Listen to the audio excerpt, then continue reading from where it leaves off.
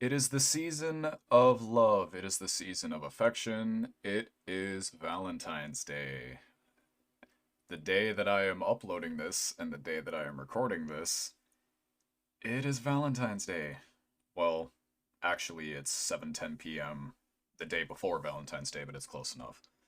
And since it is the season of love, and since this is the 19th one in a row that I am going to be spending alone, I figured I would tell a story about a simpler time when I wasn't alone and I had somebody in my life, and something really stupid I did just in the name of love.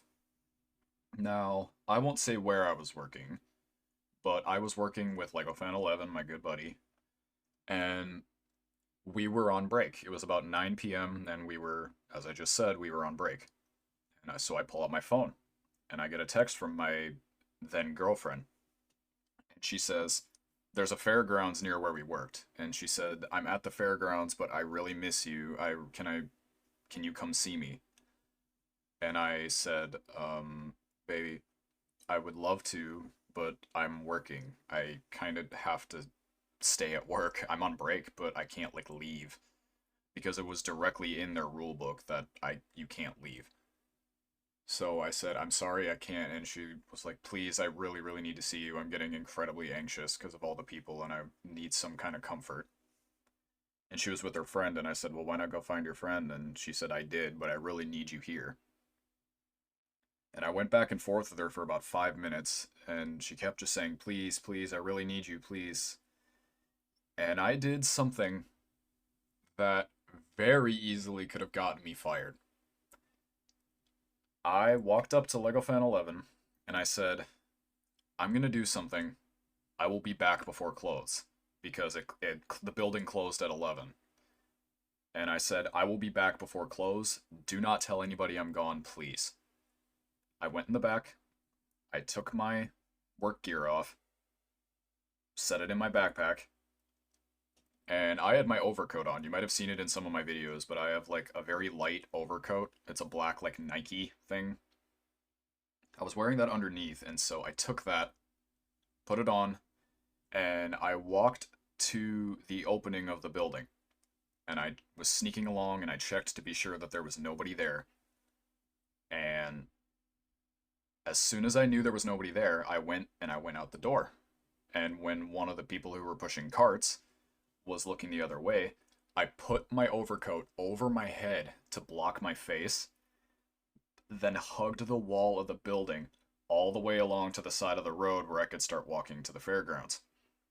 And when I got to the opposite side of the building, as soon as there was nobody looking, there's an Arby's right next to it, but I fucking booked it, like ran as fast as I possibly could to the Arby's, hid behind the Arby's to be sure no one could see me, and then when the coast was still clear, I ran across the road to the other side of the road, so now I'm like 2 to 3 blocks away from the building.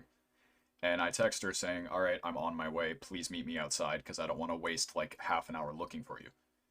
So I walk down, and I get there at around, I'm guessing 9:30. I meet up with her, we say hi, we watch the races because there were races going on. And at around 10:30, I said, "Oh shit, I need to get back to work because Trevor at that point was my ride home and I don't want to have them notice that I'm gone."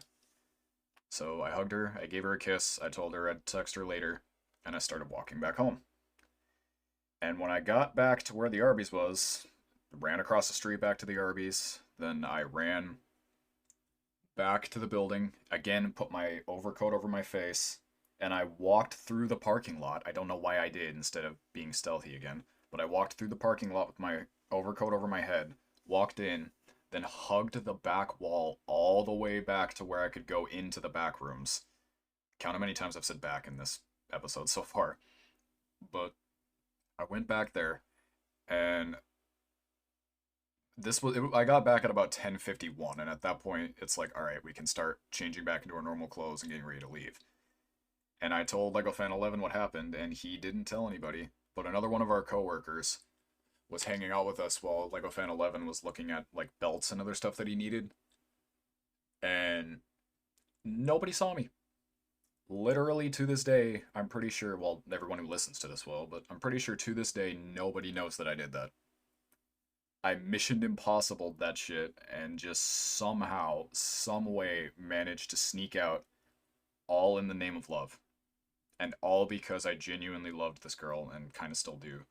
Very much still do. And just because I cared about her and I didn't want her to be anxious. Even though if I would have gotten caught, it literally most likely would have costed me my job. I did it just in the name of love. And it sucks that this Valentine's Day I won't have anyone to do this for, but above all else, I hope you enjoyed this little mini story, and I hope you can spend Valentine's Day with whomever your heart loves and whomever your heart desires. I wish you all the best of luck, men and women. I wish all of you the best of luck. Happy Valentine's Day.